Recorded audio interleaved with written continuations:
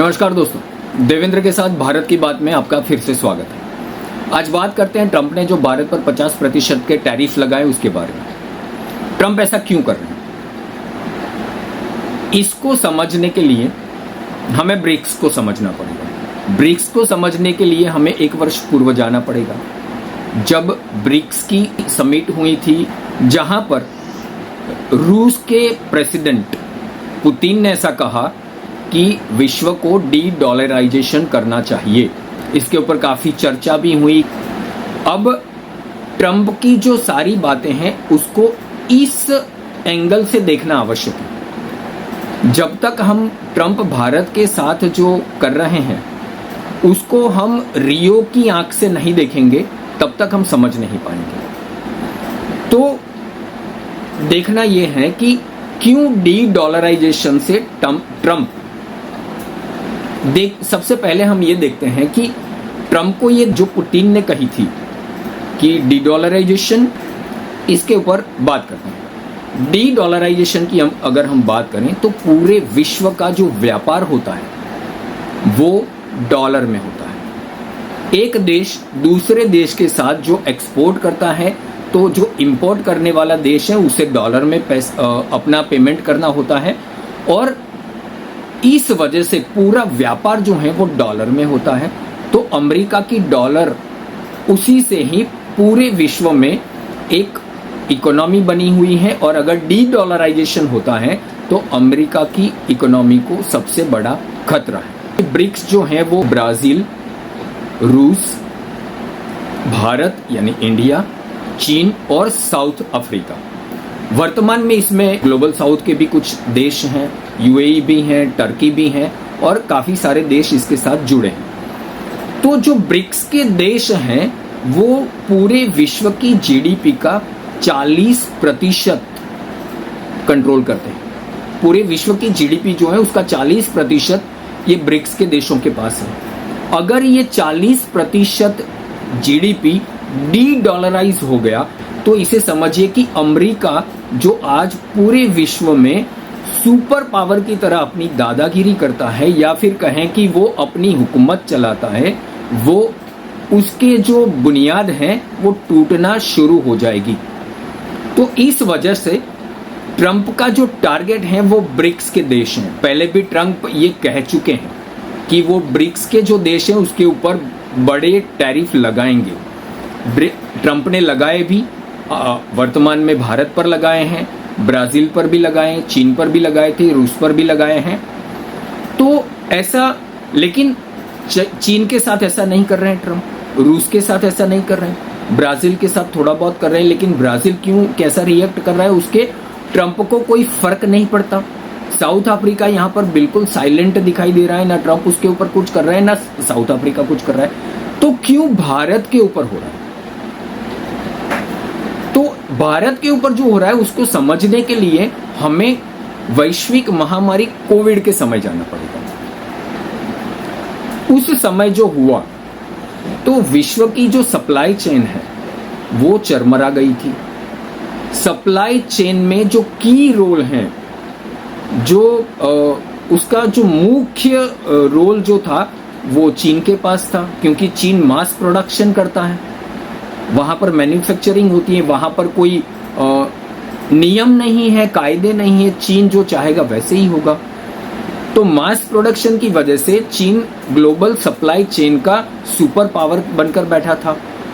उस समय ये हुआ कि पीपीई किट्स जिसकी आवश्यकता थी नहीं मिल रही थी, N95 मास्क नहीं मिल पा रहे थे। उस समय पूरे विश्व में आप देखिए कि विश्व की जो सबसे अच्छी मेडिकल सुविधा वाला जो देश था इटाली, वो पूरी उसकी इकोनॉमी पूरी ध्वस्त हो गई। अमेरिका की इकोनॉमी ध्वस्त हो गई। लेकिन जो इकोनॉमी टिकी रही और जिसने वापस किया, जिसने पूरे दमखम के साथ विश्व में अपनी इकोनॉमी को बिठाया, और आज भी विश्व में सबसे ज्यादा स्पीड से बढ़ने वाली इकोनॉमी जो है वो भारत की है। दो उसकी बातें मैं करना चाहूंगा, एक है मेक इन इंडिया, और दूसरी जो है भारत सरकार ने शुरू की है वो है प्रोडक्शन लिंक इंसेंटिव PLI, जिसके जरिए आज भारत मोबाइल के सेक्टर में पूरे विश्व में काफी बड़ा रोल प्ले कर रहा है। टॉयज के क्षेत्र में, जो खिलौनों के क्षेत्र है, उसके ऊपर कभी चीन का दबदबा था, आज भारत उसको चैलेंज कर रहा है। लेकिन इसमें नहीं जाते हैं। तो ग्लोबल सप्लाई चेन में जो चीन का दबदबा है, उसे कहीं ना कहीं भारत रिप्लेस करने जा रहा है। अब देखते हैं कि तो फिर अगर भारत सप्लाई चेन में चीन को रिप्लेस कराए तो ट्रंप को पेट में क्यों दुख रहा है? क्योंकि ट्रंप चाहते हैं कि भारत उसका पिछलग्गू बनकर चले, जो पाकिस्तान चल रहा था। लेकिन भारत को ये मान्य नहीं है, क्योंकि भारत मानता है कि भारत किसी का भी शत्रु नहीं है और पूरे विश्व में सबका मित्र है। लेकिन ट्रंप जो है वो भारत को ही क्यों टारगेट कर रहे हैं? इसका कारण यह है कि ट्रंप अगर चीन को टारगेट करेंगे तो उनके वहां की जो सप्लाई चेन है और पूरे विश्व की जो सप्लाई चेन है वो डिस्टर्ब हो जाएगी, टूटने की संभावना है, संपूर्णतः टूट सकती है। तो चीन को अभी कुछ नहीं कर रहे हैं, लेकिन जो उसको रिप्लेस करने जा रहा है उसको अपनी पंख में लेते हैं, उसको अपने पाले में कर लेते हैं। इस वजह से भारत को टारगेट कर रहे हैं। ट्रंप रूस को पहले भी टारगेट कर चुके हैं, लेकिन पुतिन ने उनकी एक नहीं मानी है। वैसे अगर कहें तो पूरे विश्व में पुतिन ने ट्रंप की इज्जत की धज्जियां उड़ा दी हैं। ट्रंप कहते थे कि जिस दिन मैं प्रेसिडेंट बनूंगा रूस यूक्रेन वॉर जो चल रहा है उसके अंदर सीज फायर करवा दूंगा, अभी तक नहीं हो पाया। तो ट्रंप की इज्जत की धज्जियां उड़ा चुके हैं, वो अभी भी उड़ा रहे हैं। चीन जो है अपने मास प्रोडक्शन की वजह से आज भी सप्लाई चेन में की रोल कर रहा है। तो किसको धमका सकते हैं? ब्राजील को धमकाएंगे, ब्राजील की इकोनॉमी इतनी तो है नहीं, तो उसके साथ कुछ कर नहीं सकते। साउथ अफ्रीका का वैश्विक सप्लाई चेन में इतना बड़ा रोल है नहीं, तो उसको कुछ नहीं कर सकते। तो सप्लाई चेन में रोल किसका है? भारत का है। अब जो जियोपॉलिटिक है उसमें रूस को नहीं बढ़ने देना है, तो रूस को तो वैसे भी वो यूक्रेन के साथ युद्ध में लगा रखे हैं। यूरोप अभी भी यूक्रेन को अपने हथियार दे रहा है, वो हथियार जो दे रहा है वो मेड इन अमेरिका है। तो रूस को वहां कर उलझा कर रखा है, लेकिन चीन को कहां पर उलझाएं? तो चीन को अगर उलझाना है तो वो भारत के साथ उलझा सकते हैं, लेकिन भारत उलझने को तैयार नहीं। भारत अपनी संप्रभुता अमेरिका के पास गिरवी रखने के लिए तैयार नहीं है। ये हुआ भी ऑपरेशन सिंदूर के दौरान, ये हुआ कि भारत को पाकिस्तान के साथ युद्ध के लिए उकसाया जाए, और भारत अगर युद्ध छेड़ देता है तो फिर वहां पर चीन को लाया जाए। चीन अगर आता है तो भारत को दबाया जाए, भारत को अमेरिका का पिछलग्गू बनाया जाए। लेकिन भारत अपनी विदेश नीति और अपनी संप्रभुता और अपनी निर्णय शक्ति के ऊपर संपूर्णतया अपनी चलाने पर बिल्कुल आश्वस्त है। भारत ने पाकिस्तान के साथ युद्ध नहीं छेड़ा, लेकिन भारत ने स्पष्ट कहा कि ऑपरेशन सिंदूर जारी है, और उसके साथ भारत ने यह स्पष्ट कर दिया कि अगर दोबारा से कोई भी टेररिस्ट एक्टिविटी हुई तो उसे भारत के विरुद्ध युद्ध माना जाएगा, और फिर उसी तरह से वो रिटालिएट करेगा। चीन भारत के साथ उलझने को अब तैयार नहीं है, और अभी जो स्थिति है वो आपको बता दें। भारत के राष्ट्रीय सुरक्षा सलाहकार national security adviser Ajit Doval रूस में बैठे हैं।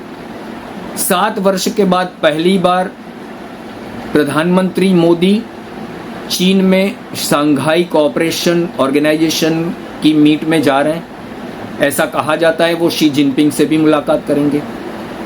ब्राजील के प्रमुख ने ऐसा कहा है कि हम टैरिफ जो ट्रंप लगा रहे हैं उसके लिए प्रधानमंत्री मोदी से बात करेंगे। तो यहाँ पर भारत जो मूव कर रहा है वो बहुत ही महत्वपूर्ण है, जो अमेरिका के लिए, अमेरिका की ट्रेड सुपर पावर जो बनने की तैयारी, उसके ऊपर बहुत बड़ा खतरा है। तो इस वजह से जो 4 देश हैं वो अभी उनका जो मूव है वो देखने जैसा है। ब्राजील कहता है मोदी से बात करेंगे, मोदी जा रहे हैं चीन में, और भारत के सुरक्षा सलाहकार जा रहे हैं रशिया में।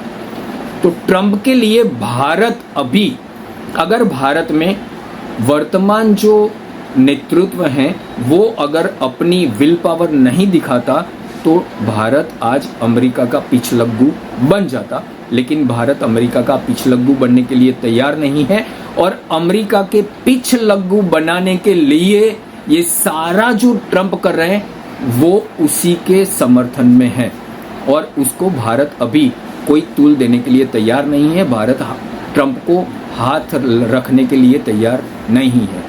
ये आपको समझना चाहिए जो हमने अभी आपको बताया। ऐसे ही कुछ वीडियो के लिए हमारे साथ जुड़े रहिए। अगर आपने देवेंद्र के साथ भारत की बात इस चैनल को सब्सक्राइब नहीं किया है तो इसे सब्सक्राइब कीजिए। हमारा वीडियो पसंद आया तो इसे लाइक कीजिए। आपके जो व्यू हैं, आपके जो भाव हैं वो कमेंट सेक्शन में अवश्य लिखिएगा, और इस वीडियो को शेयर अवश्य कीजिएगा। धन्यवाद।